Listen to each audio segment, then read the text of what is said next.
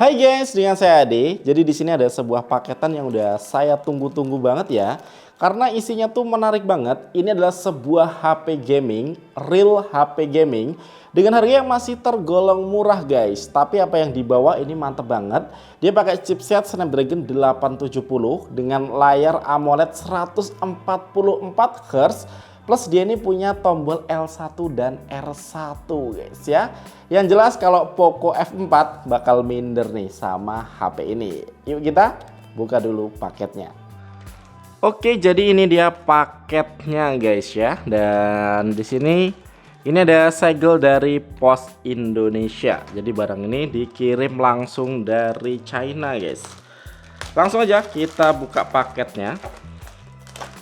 Ini HP gaming yang sudah saya tunggu-tunggu, tapi belum rilis resmi di Indonesia guys ya. Dan ini adalah si Black Shark 5. Jadi kalau di bagian boxnya ini warna hitam dan dia nggak ada spesifikasinya ya. Kalau versi Indo biasa dia ada spek unggulannya di bagian belakang sini. Dan kalau ini polosan aja guys. Oke, ini masih segel plastik dan di sini kayak ada tulisan logo Black Shark, ada angka 5. Ini angka 5-nya hijau ya. Dan untuk di bagian samping ini dia ada tertulis kalau ini udah support high res audio.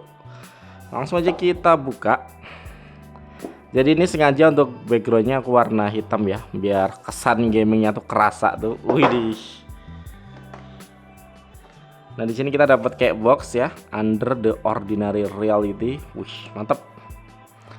Oke, kita buka ya, dapat apa di sini? Oke, ya jadi sini ada SIM ejector. Terus kita dikasih case ya, case-nya keren guys. Tapi ini soft case, terus dapat stiker juga, sama ada buku panduannya. Dan ini dia HP-nya, nanti kita bahas. Lanjut di sini kelengkapannya kita dapat adapter 120 watt dan di sini ada kabel USB Type C. Oke, jadi kita langsung lanjut ke HP-nya guys ya. Ini real HP gaming nih. Oke, tampilan dari depan ini normal aja. Kalau sisi samping sebelah sini, di sini ada tombol volume, sama ini ada lubang mic ya. Kalau di atas ada lubang mic juga sama speaker. Terus di samping ini ada slide ya untuk tombol L1 dan R1-nya. Terus di sini ada tombol power sekaligus fingerprint nih dari bentuknya kayak gini. Kalau di bawah ada speaker, terus ada USB-C, mic lagi ya. Jadi mic-nya banyak ya, ada berapa tadi? Di sini ada mic, terus di samping sini juga, di atas juga. Jadi biar performa ngomong pas gaming komunikasinya tuh makin jelas ya. Dan di sini ada slot. Kita coba intip dulu slotnya ya. Tadi kita dikasih SIM ejector, tapi SIM ejectornya normal aja ya, biasa aja ya. Oke, kita buka. Aduh. Jadi ini SIM 1 sama SIM 2 aja. Jadi dual SIM tanpa micro SD ya. Untuk bagian belakangnya dia kayak gini, guys. Ya. Jadi dia ini kayak ini apa namanya? HP biasa. Cuman ada sedikit ini ada logo Black Shark-nya di bawah. Ada tulisan Black Shark, jadi kayak desainnya tuh kayak makin kesini nggak terlalu kelihatan gamingnya sih memang ya. Terus di sini untuk kameranya dia ada 3, yang di sini ada lampu flash dan di sini tuh kayak warnanya tuh glass ya, dan dia ini dominan hitam tapi kalau kena cahaya tuh kayak ada biru-birunya gitu guys. Oke, lanjut. Kita coba nyalain dan kita install beberapa aplikasi buat kita nyobain lebih lengkap dari HP ini. Yuk. Oke, ini aku udah setup dan ada install beberapa aplikasi guys buat kita ngeliat lebih lengkap si Black Shark 5 yang kemarin aku dapet di harga 6,2 juta, tapi belum termasuk pajak ya. Kalau sama pajaknya ya kurang lebih di 7 juta.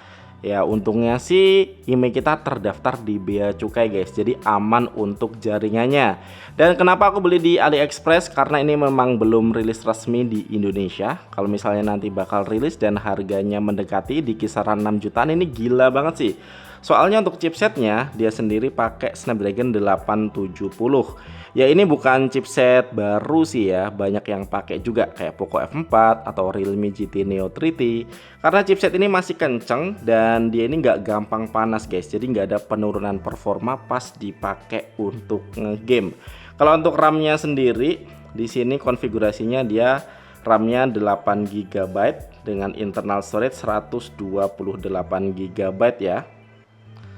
Ini RAM-nya, dan bedanya untuk RAM-nya dia udah pakai LPDDR5, dan kalau untuk penyimpanannya dia udah pakai 128 GB UFS 3.1. Jadi di sini untuk performa aku udah tes untuk Antutu benchmark, dia tembus sampai di angka 700 ribuan ya. Mantap. Soalnya kalau untuk Poco F4 itu walaupun chipsetnya sama, tapi untuk skor Antutu benchmarknya aja dia sekitaran 600 ribu ya, nggak tembus 700 ribu.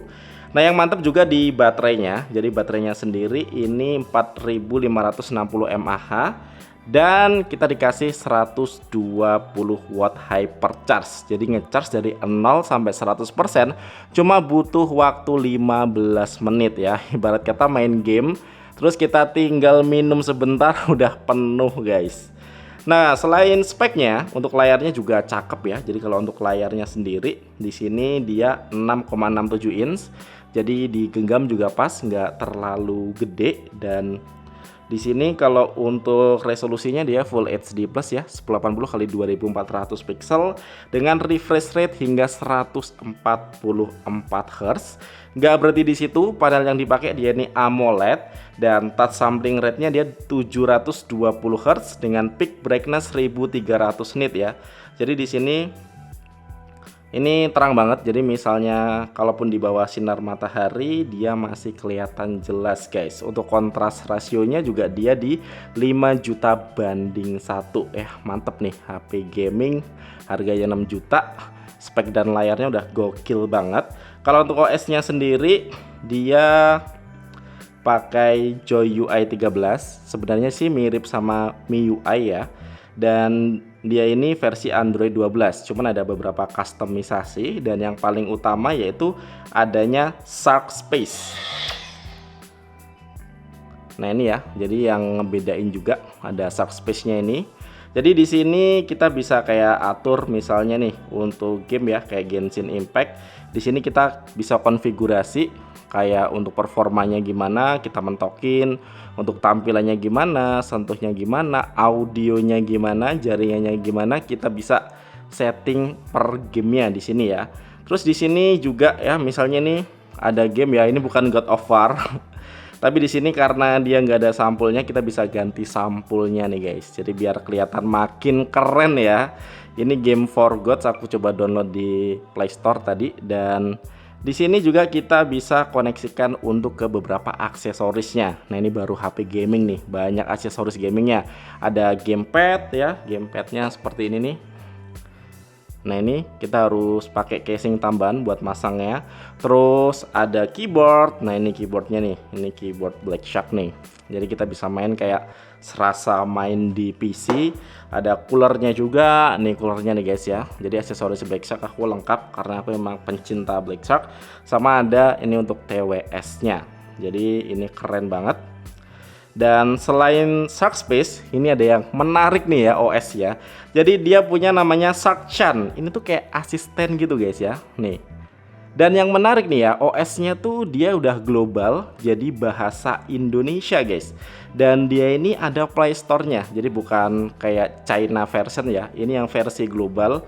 Dan kemungkinan nanti untuk yang versi Indo juga sama ya. Karena ya begitu aku setup tadi, dia udah tahu guys kalau negara kita Indonesia, terus sudah ada Play Store. Dan Ini juga bisa bahasa Indonesia loh, denger ini.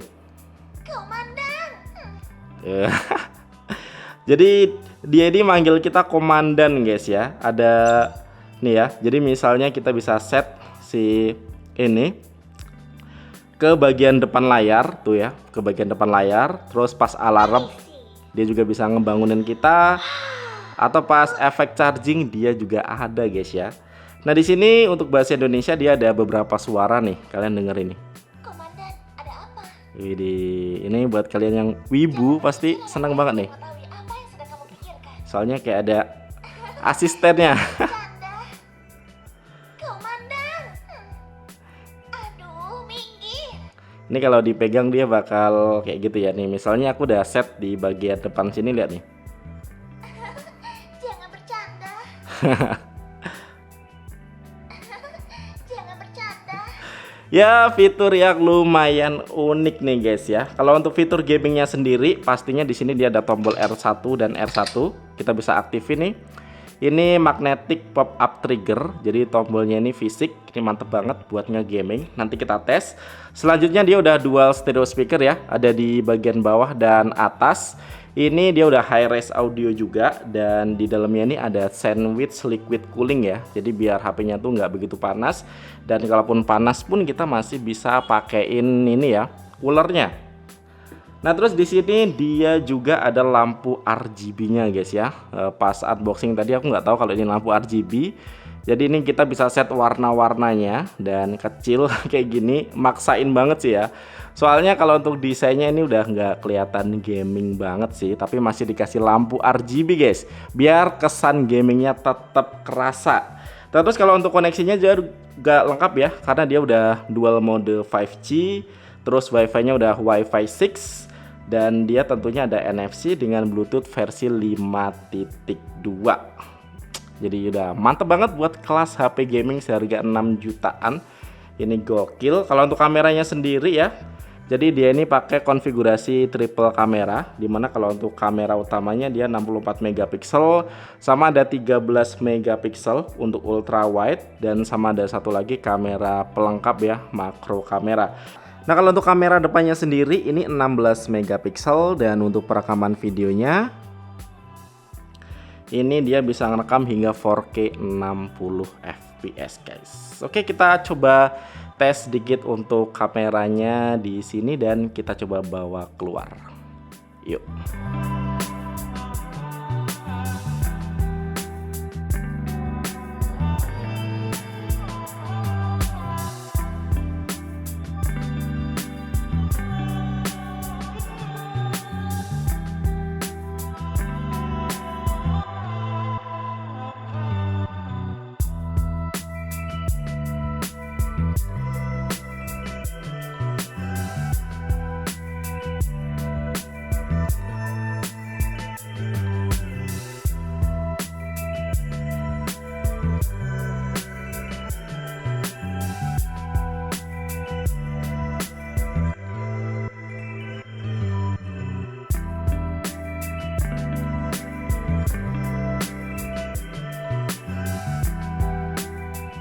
Oke guys, ini aku coba ngasih sampel hasil video perekaman kamera belakang Black Shark 5 di resolusi 4K 30 fps ya. Dan keren loh, ternyata hasilnya bisa stabil. Untuk warna-warnanya juga dia kelihatan natural ya. Kalau untuk fokusnya sendiri cukup cepet nih guys. Ya untuk kelas HP gaming mantep sih, kameranya bisa ngerekam di resolusi 4K. Nah untuk kamera ultra wide nya dia juga bisa ngerekam video hingga resolusi 4K ya. Tapi mentok di 4K 30 fps, jadi nggak bisa 60 fps. Gokil sih karena hasilnya juga bisa stabil. Nah kalau ini untuk perekaman video kamera depannya, dimana ya dia cuma mentok di resolusi Full HD. Lumayan lah ya, hasilnya juga bisa stabil. Nah itu tadi beberapa sampel foto dan videonya. Gimana pendapat kalian? Dan menurut saya untuk kelas HP gaming hasil kamera dan videonya udah bisa diandelin banget. Oke lanjut kita tes untuk gaming ya. Jadi kalau untuk masuk ke mode Shark Space kita bisa pencet kedua tombol trigger ini. Dan di sini pertama kita cobain Apex Legends ya. Waduh, keren nih. Oke, ini udah masuk ke gamenya ya. Jadi di sini untuk kualitas suaranya kalian bisa kedengeran nggak? Mantep banget. Jadi stereonya tuh benar-benar kerasa dan cukup nyaring juga guys ya. Tapi suaranya tuh bisa bagus ya, detailnya mantep. Di sini kalau untuk Apex Legends pengaturan grafisnya sendiri dia rekomendasinya di HD High ya. Dan di sini kita bisa aktifin frame rate ultra kalau mau, tapi dia untuk grafisnya turun ke normal nih. Nah, kalau untuk PUBG Mobile gimana? Nah, kalau untuk PUBG Mobile sendiri di sini untuk settingan grafisnya dia bisa 90 fps guys. Mantap.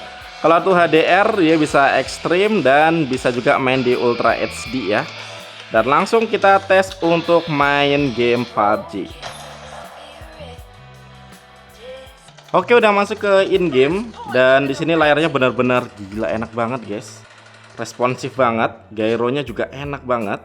Dan di sini kita bisa gunain tombol L1 dan R1-nya ya. Nih. Jadi yang sebelah sini aku set untuk aim dan yang sebelah sini aku set untuk nembak guys. Jadi untuk settingnya sendiri kita bisa masuk ke mode game. Terus di sini ada master touch ya. Jadi di sini kita bisa kita bisa atur untuk tombol-tombolnya. Dan di sini juga tuh ada namanya kayak sentuh master atau touch master ya. Jadi dia tuh kayak 3D touch gitu guys. Jadi kalau misalnya di sini kita tekan layarnya, ini aku set untuk nembak juga ya. Jadi misalnya ini aku udah set untuk nembak. Jadi misalnya kita lagi main terus kayak kagok gitu atau gimana, kita bisa pencet aja, dia akan nembak juga tuh.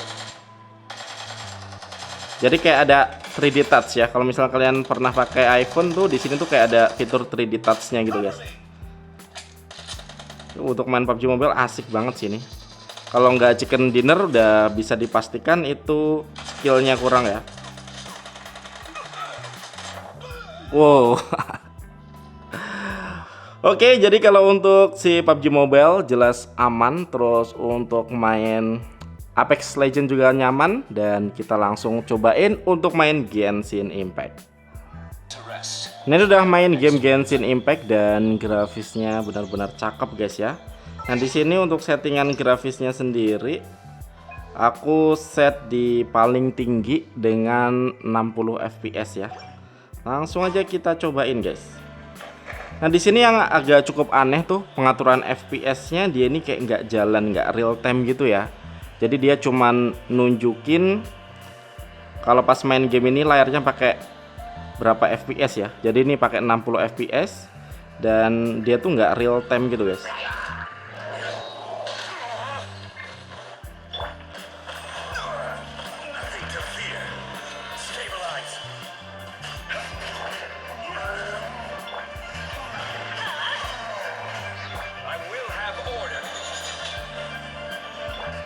Masih enak ya untuk main Genshin Impact melawan musuh. Wow.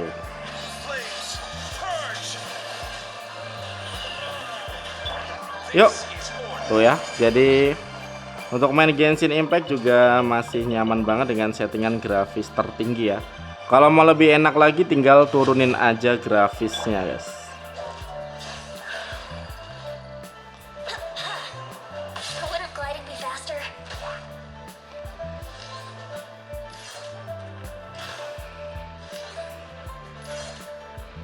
Ini ada musuh satu nyempil. Kita hancurin sekalian. Oke. Loh, belum mati dia cuy. Oh udah. Oke, jadi itu tadi unboxing kita si Black Shark 5 yang aku bilang keren banget sih untuk speknya, terus layarnya. Cuman untuk desainnya makin kesini dia kayak HP biasa ya. Jadi mungkin tujuannya yang make HP Black Shark ini nggak cuman gamer, jadi orang biasa juga make. Tapi untuk fitur gamingnya juga nggak dihilangin ya, kayak lampu RGB dan ada tombol L1 dan R1 nya juga ada. Kalau untuk kameranya sendiri ya lumayan lah, untuk kelas HP gaming ini juga bisa dibilang keren.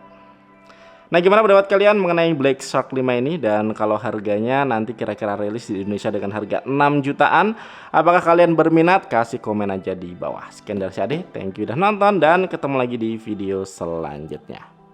Yuk.